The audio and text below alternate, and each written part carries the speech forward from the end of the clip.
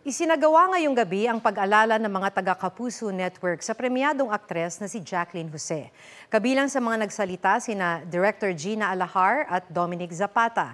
Inalala rin ni Andrea Torres sa mga ambag ni Jacqueline sa showbiz. May puntong naging emosyonal si Alden Richards habang ipinagmamalaki ang kanyang tita Jane. Dumating din si GMA Senior Vice President for Entertainment Group, Lilibeth Razonable, at iba pang opisyal ng Kapuso Network. Pati na sina Barbie Forteza at Jack Roberto. Sa huli, nagpasalamat ang anak ni Jacqueline na si Andy sa mga nagmahal sa kanyang ina. Bukas na ang huling gabi ng lamay. Sa linggo naman ng inurnment o paglagak ng abo sa huling hantungan na pribado lang para sa mga kamag-anak at malalapit na kaibigan.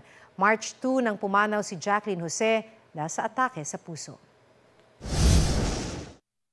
We have been blessed to have witnessed your artistry, experienced your work, and your friendship, and your love for the industry and for your craft.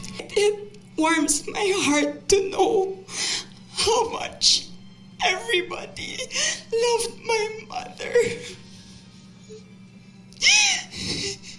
It's been helping me so much to see that every single one of you, I know every single one of you because she tells me about all of you.